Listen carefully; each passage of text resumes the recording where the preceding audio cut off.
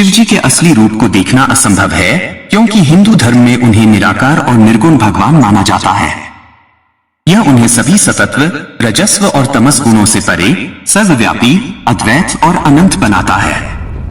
उनके दिव्य रूप को मात्र धारण करने में मानव मनुष्य की समझ सीमित होती है।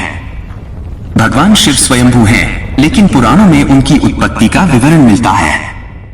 विष्णु पुराण के अनुसार जहां भगवान विष्णु ब्रह्मा जी की नाभि से उत्पन्न हुए, वहीं शिव विष्णु जी के माथे के तेज से उत्पन्न हुए, ऐसा उल्लेख मिलता है। विष्णु पुराण के अनुसार माथे के तेज से उत्पन्न होने के कारण ही शिव शंभु हमेशा योग मुद्रा में रहते हैं।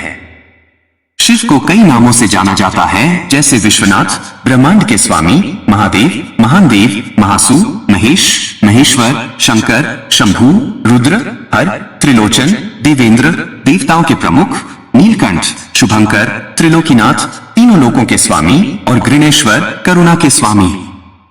शिव के माता पिता के बारे में बहुत कम लोगों को ही पता है।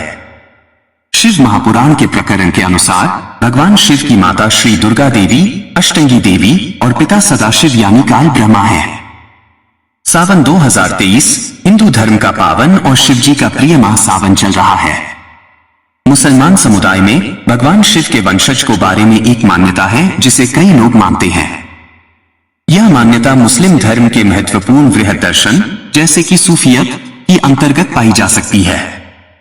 हालांकि यह विचार विवादास्पद है और अलग अलग समुदायों में विभिन्न विचार और आंशिक सहमति हो सकती है। रामायण में सभी राक्षसों का वध हुआ था, लेकिन सूर्पनखा का वध नहीं हुआ था। उसकी नाक और कान काटकर छोड़ दिया गया था। वह कपड़े से अपने चेहरे को छुपाकर रहती थी। रावण के मर जाने के बाद वह अपने पति के साथ शुक्राचार्य के पास गई और जंगल में उनके आश्रम में रहने लगी। राक्षसों का वंश खत्म न हो, इसलिए शुक्राचार्य ने शिव जी की आराधना की।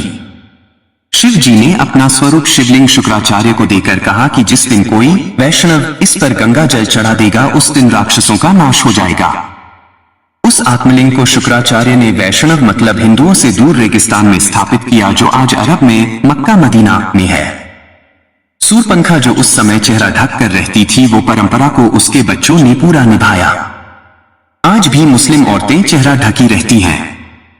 सूर्पनखा के वंशज आज मुसलमान कहलाते हैं। क्योंकि शुक्राचार्य ने इनको जीवन दान दिया, इसलिए ये शुक्रवार को विशेष महत्व देते हैं। पूरी जानकारी तथ्यों पर आधारित सच है। जानिए इस्लाम कैसे पैदा हुआ। असल में इस्लाम कोई धर्म नहीं है, एक मजहब है, दिनचर्या है। मजहब का मतलब अपने कबीलों के गिरोह को बढ़ाना। यह बात सब जानते हैं कि मोहम्मदी मूल रूप से अरबवासी है। अरब देशों में सिर्फ रेगिस्तान पाया जाता है, वहां जंगल नहीं है, पेड़ नहीं है। इसीलिए वहां मरने के बाद जलाने के लिए लकड़ी न होने के कारण जमीन में दफन कर दिया जाता था। रेगिस्तान में हरियाली नहीं होती। ऐसे में रेगिस्तान में हरा चटक रंग देखकर इंसान चला आता, जो कि सूचक का काम करता था। अरब देशों में लोग रेगिस्तान में तेज धूप में सफर करते थे, इसीलिए वहां के लोग सिर को ढकने के लिए टोपी पहनते थे, जिससे कि लोग बीमार न पड़े। अब रेगिस्तान में खेत तो नहीं थे, न फल, तो खाने के लिए वहां अनाज नहीं होता था। इसीलिए वहां के लोग जानवरों को काट कर खाते थे और अपनी भूख मिटाने के लिए इसे कुर्बानी का नाम दिया गया। रेगिस्तान में पानी की बहुत कमी रहती थी, इसीलिए लिंग मूत्रमार्ग साफ करने में पानी बर्बाद न हो जाए, इसीलिए लोग खतना, अगला हिस्सा काट देना कराते थे। क्यों डरते हैं मुसलमान मक्का मदीना में गैर मुसलमानों को प्रवेश देने से?